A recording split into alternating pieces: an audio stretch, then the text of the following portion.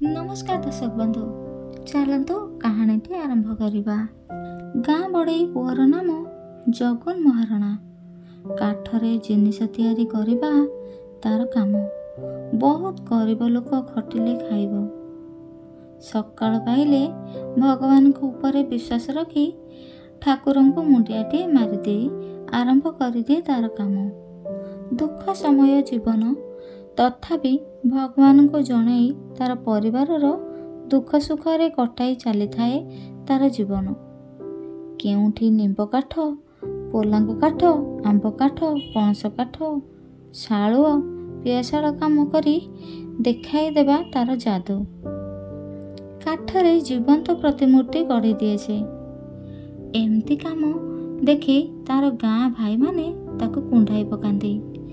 जीवनर दुख भितरे तार कामरे मन लगाई से सब दुख को भूली जाए। काठ काम करी करी दुई पैसा नहीं घरे पुओ झियो माँ स्त्री समस्त कथा बुझिबा बेलको ताको भारी कष्ट हुए। अरे काम करुथिबा समय रे तार लुहार सब सज हथियार चोरी हो गला। बहुत दिन धरी कष्ट करी कांदी कांदी दिन काटुथाए। या पाखरे ता पाखरे काम करुथाए। भगवान को दुखरे कहूथाए, प्रभु केते निष्ठुर तुमे। दुखरे दी पैसा रोजगार करी दिन काटुथिली, तुमे मो ठारू सब छड़ाई नेल। एमती दुख जनाई जनाई रहुथाए। दिने ता मन को बहुत कष्ट हैला। से रातिरे भगवान को फोटो को चाहे सब दुख जनाई रातिरे सोईला। रातिरे स्वप्न देखिला, एक सिंधुकरे बहुत धन अच्छी। ताकू किए सते जेपरी ने कहूचे से ताहा पाई आनंद हेउछे। एही समय रे निद भांगी गला। से भगवान को मुंडियाटिए मारी सोईगला। सकाळु उठी कहा को किछि न कही ता कामरे चलीगला। कामरू फेरिला परे माँ कहिले, जगन बारीपटे एक कूओ खोलिबा। तू माटी काढ़िबू, मु तो सहित मिसी सब बुहाई देबी। जगन राजी हेला। काम को न जाई माँ पुओ माटी खोलिबारे लागी पड़िले। एमती किछि बाट खोलिबा परे शाबळ गोबारे अलगा शब्द जगन को शुभिला। तापरे धीरे धीरे से शब्द बाहरुथिबा स्थानरू चारिपटु खोलिबाकू लागिला। सेठारे गोटे सिंधुक माटीरे पोती होई रही थाए। ता मनरे ता स्वप्न कथा आसुथाए। से सिंधुकरे धन अछि ना नाही रातिरे देखिथिला। एपरि सिंधुकरे केते धन अछि से आणुछि। माँ आसी पहुँचिले। जगुन स्त्री को भी डाकिले। अरे माँ देखिबू केमती गोटे सिंधुक बाहरिलाणी। जगन कहिला। माँ कहिले, धीरे कह पड़ोशी शुणिबे। जगन माटी भितरू सिंधुक काढ़ी देखे तो ता मध्यरे सुना रूपा टंका अछि। भगवान को खुशी रे मुंडियाटे मारिला और कहिला, हे भगवान तुमको केते कथा कहिछि, हेले तुमे केते महान। एबे मते क्षमा करि दियो। मु तुमको भारी भल पाए।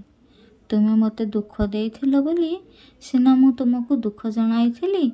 से दुख समय रे मु तुमठारो रागी दूरेई नथिली। बहुत भगवान का सहित दुख सुख होई सिंधुक भितर गहना टंका आनी सब घर को रखिला। एवं से सिंधुक को बाहर करबा पाई लोकन को डाकिला। गाँ रे लोक माने आसी भीड़ बांधिले। से सिंधुक भितरे कौन थिला पचारिले। जगन किंतु किछि कहिला नाही। एते दुख परे भगवान ताकू देइछन्ति, से काहाकू काहेकि कहिबो। लोक माने लागी सिंधुक काढ़िले एवं जे जहा घर को गले। बड़ेई पुओ को खुशी रे निद हेउ न थाए। एते टंका सुना कौन सब करिबो। रातिरे सोईला बेले भाबुथाए। गोटे परे गोटे योजना आसी ता पाखरे पहुँचुथाए।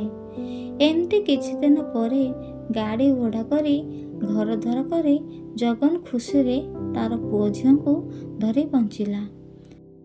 ସେହି ଟଙ୍କାରେ ଏକ କାଠ ମେସିନ୍ ଆଣି ଭଳି କି ଭଳି ଜିନିଷ କରି ସୁଖରେ ରହିଲା।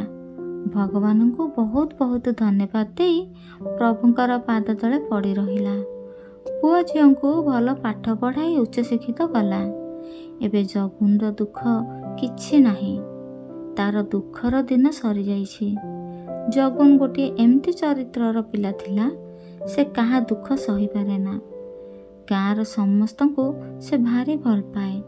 ପର ଝିଅଙ୍କୁ ନିଜ ଝିଅ ଭଳି ଦେଖେ। ଗାଁର ବଡ଼ ବଡ଼ ଗୁରୁଜନମାନଙ୍କୁ ବହୁତ ମାନ୍ୟ କରେ। କିଛି କହିଲେ ରାଗେ ନା। ତାର ଏସବୁ ଭଲ ପ୍ରକୃତି ପାଇଁ ଭଗବାନ ଆଜି ତା ପ୍ରତି ସଦୟ ହୋଇଛନ୍ତି ବୋଲି ଗାଁ ଲୋକେ ଭାବିଲେ। ଭଲ ଲୋକଙ୍କୁ ଭଗବାନ ବହୁତ ଭଲ ପାଆନ୍ତି ବୋଲି ଗାଁ ଲୋକଙ୍କ ମନରେ ଭାବନା ସୃଷ୍ଟି ହେଲା ଏବଂ ଜଗୁନ ଗାଁର ଏକ ଭଲ ପୁଅ ଉଦାହରଣ ହୋଇ ରହିଗଲା।